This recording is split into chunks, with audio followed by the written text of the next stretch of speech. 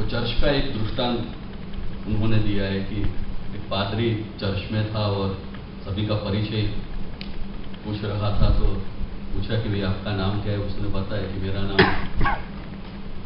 Mister John है, ये मेरी पत्नी है, ये मेरे 2 बच्चे हैं।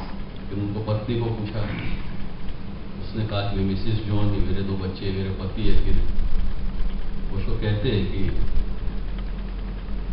जो उनकी पत्नी ने बताया वो सही है, वो अनुभव। मिस्टर जॉन ने कहा कि ये मेरी पत्नी है, तब तक ठीक है। फिर कहा कि ये 2 बच्चे मेरे हैं।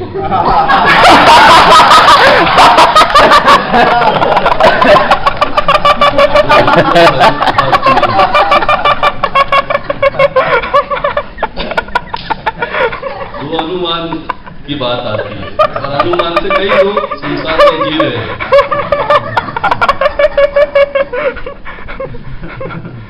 पर अनुभव से जो कुछ अंदर से निकलता है, हमारे गुजराती के एक बहुत बड़े पोएट, आपने अगर नाम सुना है, उमाशंकर जोशी जी का। मेरे प्रदेश में, उस प्रदेश से मैं आता हूं। उन्होंने कहा है कि कविता आत्मा की मातृभाषा है। प्रदेश के विचारक ने कहा है कि poetry is the antenna of the human life. ये मानव जीवन का एंटेना। और अगर एंटेना ठीक से नहीं, अभी तो केबल आ गया तो वो वाली पोएट्री ठीक नहीं लगती है मुझे, थोड़ा चेंज हो गया। पर जब केबल नहीं थी और एंटेना से हम दूरदर्शन को देखते थे, दर्शन करते थे दूरदर्शन का, तो एंटेना ठीक से नहीं है तो ठीक से चित्र नहीं आए। तो अनुभव वाणी स्वामी जी ने इस किताब में उनको शब्द रूप दिया है। मैंने उसकी प्रस्तावना में जब स्वामी ने मुझे कहा कि ये करना है, और एक ही दिन का मोहलत दी थी मुझे,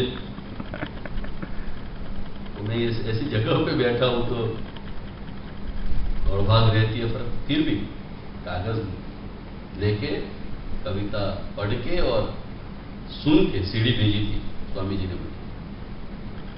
तो मैंने जो कुछ भी लिखा है वो केवल आपके सामने पढ़ता।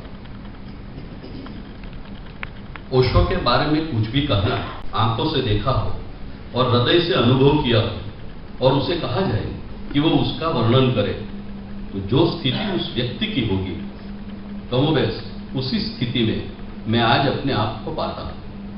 अर्जुन को तो अपना विराट रूप देखने के लिए भगवान कृष्ण ने स्वयं दिव्य चक्षु दिया, किंतु मैं आज अपनी क्षुद्र भौतिक इंद्रियों के माध्यम से कुछ कहने की कोशिश करूंगा। किसी समय रजनीश नाम था किसी एक व्यक्ति विशेष का, जो आचार्य रजनीश के नाम से प्रवचन किया करते थे, लेकिन आज उन्हीं का नाम बदलकर ओशो हो गया। आज ओशो नाम है एक धार्मिक आंदोलन का, एक आग्नेय क्रांति का। यद्यपि ओशो का व्यक्तित्व आज हमारे बीच में नहीं है, पर उनका अस्तित्व समस्त विश्व को आलोकित कर रहा है। ओशो ना कभी जन्मे और ना ही कभी मरे। उन्होंने तो एक सीमित समय के लिए पृथ्वी का भ्रमण करना वर स्वीकार किया था, और उस सीमित समय में वो हजारों लाखों लोगों के हृदय को छूकर चले गए। ओशो एक ऐसी खान है जिसको खोजने और खोदने से जीवन के अमूल्य रत्न प्राप्त किए जा सकते हैं। ओशो के शब्द हमारे हृदय की खिड़कियों पर दस्तक देते हैं और हमें जगाते हैं, भगाते नहीं। ओशो की वाणी में आक्रोश या उत्तेजना के लिए कोई स्थान नहीं है। उनकी वाणी में एक ओजस्विता, एक दैविक शीतलता का अनुभव होता है, जो मानव हृदय पर चंदन के लेप के समान है। ओशो की करुणा ने स्वामी गोपाल भारती के हृदय पर भी दस्तक दी, और जो भाव उनके हृदय से काव्य की सरिता बनकर बहे, वो और कुछ ना होकर ओशो की प्रेम धारा है। स्वामी जी ने जो कुछ भी लिखा है वो कल्पना या अनुमान नहीं, वो विशुद्ध अनुभव है। शायद यही कारण है कि ये कविताएं चुंबक की तरह हमें अपनी ओर आकर्षित करती है। कहते हैं कि कविता आत्मा की मातृभाषा है। जब मानव के जीवन आकाश में आत्म चैतन्य के सूर्य का उदय होता है, तब कविता का पुष्प खिलता है। जिस पुष्प ने एक कली के रूप में स्वामी गोपाल भारती के हृदय में जन्म लिया, आज वो पूर्ण यौवन के साथ विकसित होकर एक पुस्तक के रूप में आपके समक्ष प्रस्तुत है। स्वामी गोपाल भारती लिखते हैं कि मेरो नेपाल, मेरो भारत, मेरो चीन जापान, मेरो नेपाल, मेरो भारत, मेरो चीन जापान, धरती की सीमा नहीं, पागल है इंसान। उनकी कविता में से कई दृष्टांत मैंने लिए। कितने सरल, कितने सुगम्य शब्दों में समेट के रख दिया है वसुधैव कुटुंबकम की भावना। हमारी जो संस्कृति है, पूरा विश्व हमारा, मानव जात का कल्याण के बारे में हम सोचते थे। एक जमाना था जब स्व के बारे में सोचा नहीं जाता, स्व से ऊपर उठ के सर्व के बारे में सोचने वाले इस धरती में पैदा हुए। आइए एक और वानगी देखते हैं। खाली हाथ नहीं जाऊंगा चाहे गया सिकंदर हो, कि खाली हाथ नहीं जाऊंगा चाहे गया सिकंदर हो, जीवन मेरा भर गया है यूं छलाछल गागर हो। इन दो पंक्तियों में जीवन की सार्थकता के दर्शन को कितनी सहजता से अभिव्यक्त किया है स्वामी ने। ओशो की विश्वव्याप्त कीर्ति को स्वामी जी बड़े ही सुंदर ढंग से परिभाषित करते थे। बात ना बेकार जाती, बात ना बेकार जाती। बात दो दफा कहा है।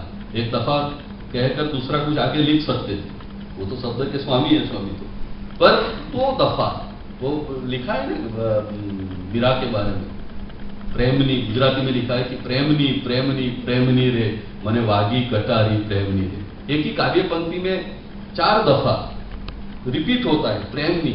वो दूसरी कोई कटारी मुझे लग नहीं सकती, मुझे एक ही कटारी लगी, वो बार बार रिपीट होता है। वैसी बात कि बात ना बेकार जाती, बात ना बेकार जाती, बात में दम है अगर तो सरहदों के पार जाती।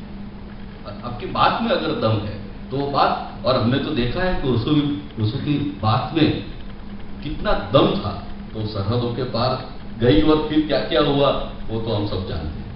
मुझे आशा ही नहीं अपितु पूर्ण विश्वास है कि स्वामी गोपाल भारती जी की ये बातें भी अवश्य ही सरहदों को लांघ कर एक दिन संपूर्ण विश्व में पहुंचेगी। मैं अपने आप को इस योग्य नहीं पाता कि मैं इस पुस्तक का मूल्यांकन करूं। मेरे लिए यही गौरव का विषय है कि इस पुस्तक की भूमिका लिखने का सौभाग्य मुझे प्राप्त हुआ। ऐसे तो स्वामी गोपाल भारती जी की कविताओं के विषय में पुस्तक लिखी जा सकती है, लेकिन जब मन मस्त हुआ तब क्यों बोले।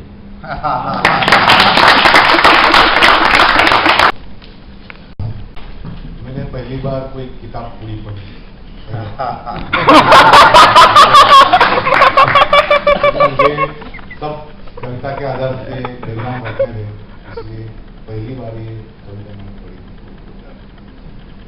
बस और कुछ नहीं बोलना चाहता।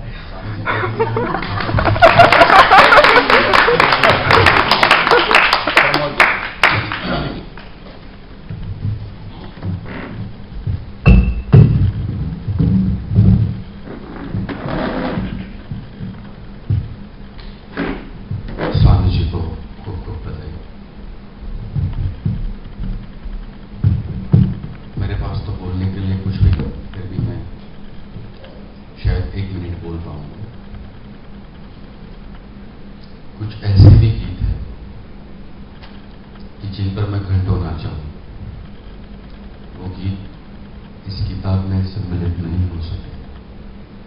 मैं चाहता हूं कि उन गीतों की भी एक किताब बहुत जल्द पब्लिश हो, और ऐसे ही कि जो अपने अनुभव और सदगुरु के प्यार से पहले बहुत कम मिलते हैं।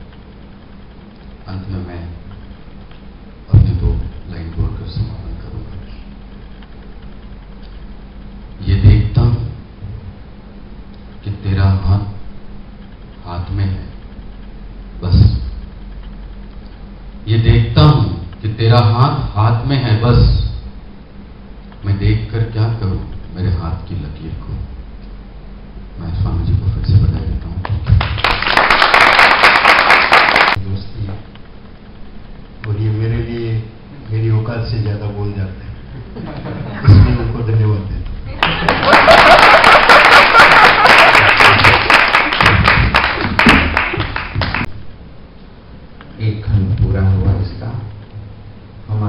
असली उद्देश्य है ध्यान उत्सव।